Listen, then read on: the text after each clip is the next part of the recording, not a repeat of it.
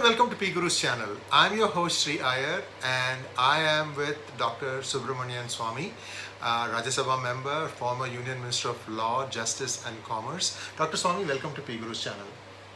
Sir, at the outset, a heartfelt thanks to you. Whatever PGurus is today, video-wise and stories-wise, it's been a lot of your encouragement, and we owe a lot of our success to you. And sometimes we have come on the opposite sides of an issue, for example Sabarimala, and we've been able to, I consider that as an achievement, that we've been able to make you see something clear through a little bit of mud there, and so on and so forth. But it has been an intellectually engaging conversation. And I really want viewers to think of our hangouts at PGurus as just that, intellectually wanting you to think, develop critical thinking skills and so on. So I'm sure you're not watching this to listen to me say something, you're watching this to listen to Dr. Swamy. So Dr. Swamy, these last few days, relationship between US and Iran have been deteriorating really quickly. Now, Iran, in my opinion, scored a self-goal in that they bombed a plane, a civilian plane, that perhaps in a different day could have been avoided. I don't know what was the reason they did it, but it happened. Now, India is at what? If my sources are correct, India was at a point where India was going to get a few exemptions from US despite the ban, and Iran was going to kind of continue from where they had left off. What was your observations on those, and how do you see these things move forward? Yeah, it's an interesting question, and something that requires a great deal of deep thought. I'd like to begin by saying that PGurus has filled a vacuum which existed from the time of our independence, where people were afraid to take a stand, and people spoke only on gossip. This is my view, that is my view, that is what I heard, this is what I heard. Whereas you do thorough research. And so to give me credit is your, shall I say, humility. Thank you. But you have filled a gap, and you're just going to grow and grow and grow, I think, because there's nobody else who is anywhere near the intellectual capacity that you have marshaled in this field. Now, the second thing, the question that you raised is very important, and that is, what is India's actual role in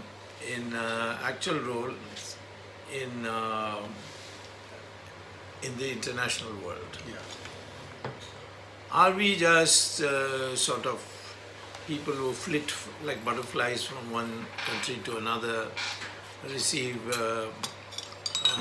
compliments on how good we look, and then move on and so on? International politics is the art of furthering your interests by making those compromises which don't hurt your interests, but further the interests of the partner with whom you're negotiating. And that's very hard negotiations. Yes. And the Americans did that when Henry Kissinger spoke to the Chinese.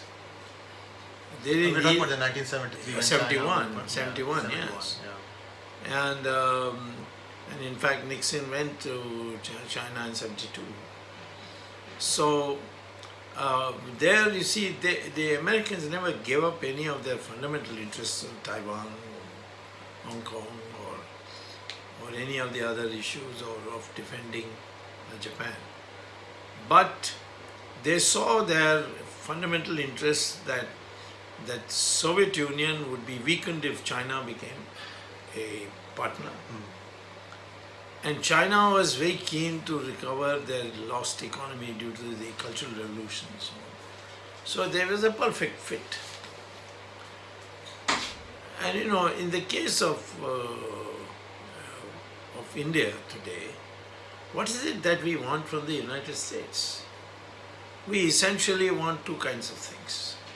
One is that United States technology, and the second thing is we want United States weaponry. By far, US produces the best weapons in the world. True. We have a huge ocean to defend. It's called Indian Ocean, and we have shown no interest as an Indian so far. And we have a long land border. And so aeroplanes, tanks, submarines, all these things require, and we have come from a level of being extremely poor, which the British reduced us to. So all this should have been reflected. Now, take 1949. People's Republic of China is formed by Mao Zedong unfurling the flag in Tiananmen Square, or that famous building just opposite, and the Americans expelled China, saying that we gave it to Kuomintang China, and you are communists, you come by usurping power, you're illegal government, they expelled. They offered that Security Council veto holding seat to India. Yes. And Mr. Nehru should have consulted this whole country before deciding. But he just decided that this seat belongs to China and it should be offered to the Communist Chinese. Americans are giving you a Security Council seat, and they couldn't give it to us earlier. In fact, Roosevelt was very in favor of India. But India was a colony in 1945. That is right. So they couldn't incorporate us. Correct. Otherwise, they would have had 6 members, Chiang Kai-shek included for China and India. So the first opportunity for India came in 1949 because China was not there. And China was being expelled. And they said, right. we will give you the seat. Right. And Mr. Nehru, there's no explanation why he did something so ridiculous. And what did he get in return? Nothing. So same thing with we negotiated, we offered Tibet on a platter to China. At least there, Mr. Sardar Patel, he wrote him a letter saying, at least get our borders finalized. Right. Say, we won't agree to this.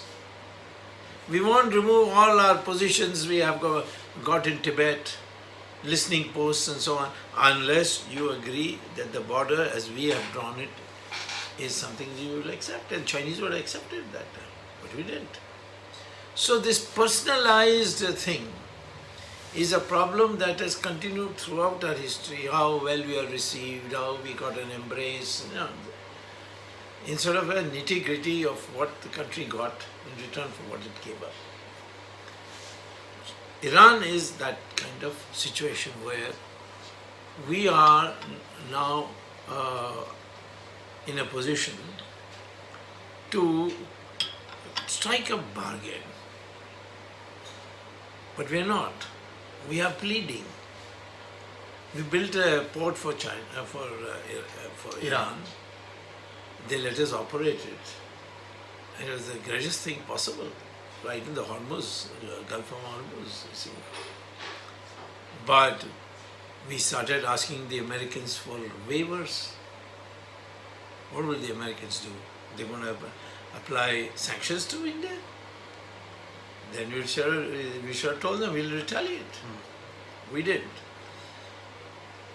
Same thing which would be connected with Iran is that our port access is not easy to access except through the ocean. Right. But an ocean you are sitting duck most of the time. But if Afghanistan you have a presence, you've got a direct line. And you've got an ally called Iran, which is the Shia country. It's against the Sunni Muslims. Right. So the Americans, instead of are petitioning them for waivers, please excuse me, that kind of cringing diplomacy. If we are told the Americans, And this is not something we have to tell them. The Americans have made an offer. We want to get out of Afghanistan. Correct. Please send your McMasters troops. came asking. Yes. Yes. Please give us, give us solace by sending your troops. Right. The Afghan people love India. Many of their top leaders of the democratic Afghan, they have studied in India. They have good opinion about India. We have historical relations with them. Of course, Shakuni also came from Afghanistan, from Kandahar to be exact. Right. So, what is the harm? I asked the military, if you go to Afghanistan and you die, would you think that our idea of going to Afghanistan, you would resist? They said, if my wife is assured of a residence for a house, my children are assured of education expenditure, we are ready to die without even being asked to die. So that is the patriotic fervor. Our people showed it in Kargil when they climbed up vertical. And the other guy was on the top. Yeah, on the top, shooting and abusing you, saying horrible things which nobody wanted to hear. But they came and captured it. So, if you join the army, you are expected to go to battle. There are risks that are to be taken, but we can sanitize that risk by saying your family is safe. And for the sake of the nation, even the wife would be willing to take that risk. So you occupy Afghanistan, and the Americans give you all the weapons you want. In fact, the Americans told me you would open the warehouses and say to go take your pick. Yes, because they know that India is a very disciplined armed forces. Yes. They don't use, Yes. they don't abuse anything, That's and right. they're very disciplined. In fact, I think you mentioned it in one of our interviews that the Indian Army is one of those rare instances where the captain or the major, Yeah, he's always in the front. he's in the front. I mean, leading from the front takes on a whole new meaning. All our casualties, maximum is of officers. But you see, the American army is always the soldier. Soldiers, right. So, I mean, that is the spirit we have. So, we should have occupied Afghanistan. Then Iran, Afghanistan, Pakistan is tandoori. Right. Tandoori chicken. And the Americans also would have respected you. Said, these guys are real keen. As far as China is concerned, which would it intervene? China has never intervened in any of our wars with Pakistan. Why? Their best friend. That's true. They are rational people.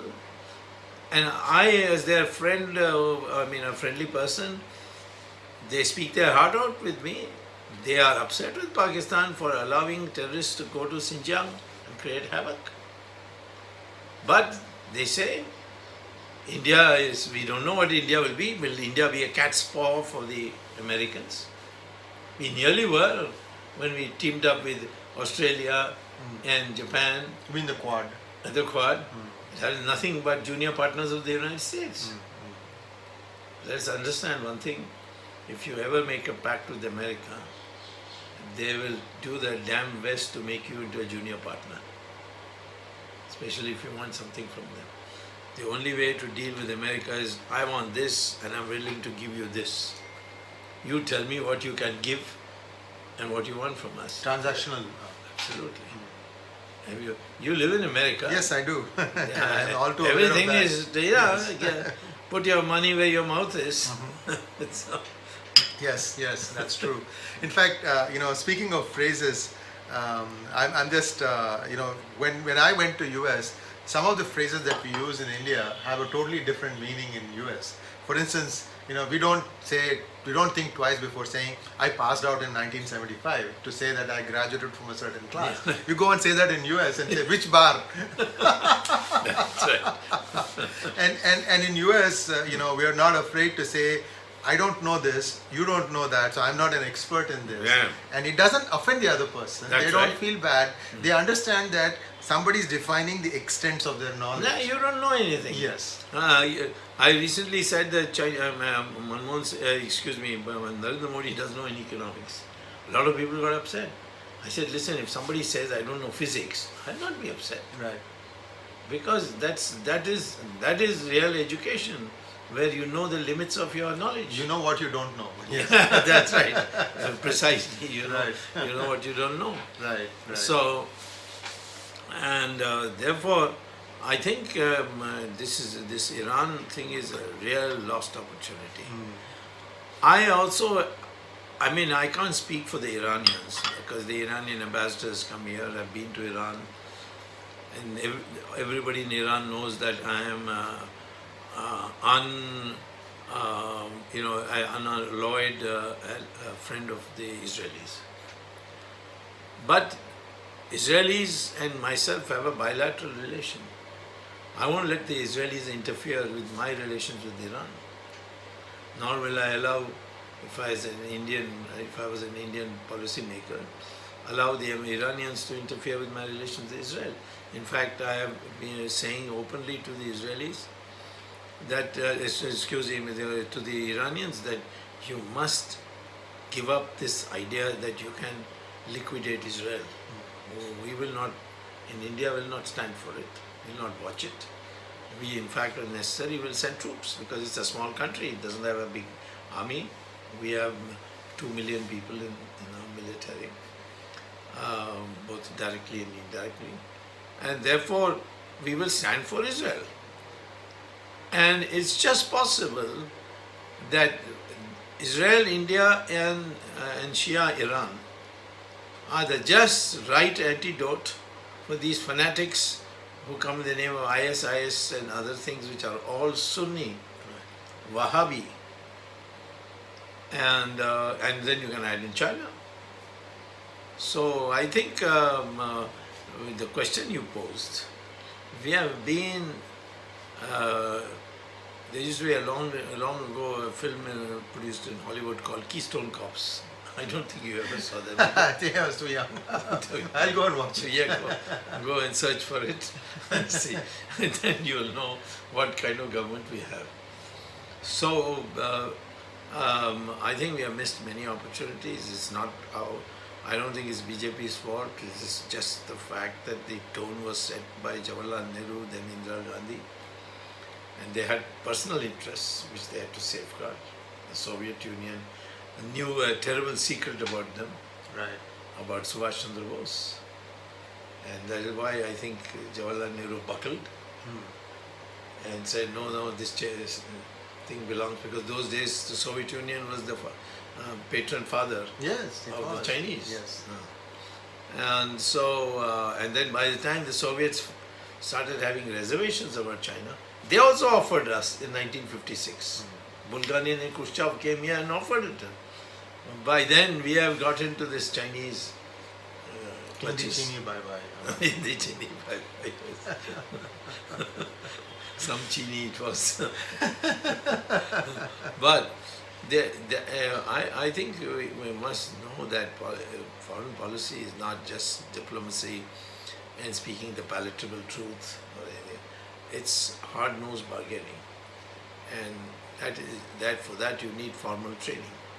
And now people don't have that. They've been sycophants, and they're easily. Many of the Indians have been trained to look not beyond the family. So many of our senior officers have been compromised by their children being specially provided, especially those children who are unfit to get admission anywhere. You get it in the United States with scholarship, and then they become complicit. Yes, yes. Well, very interesting days ahead, and we'll be sure to touch base with you, Dr. Swamy, again on how things develop in Iran. Thank you very much for sharing your thoughts. Thank you.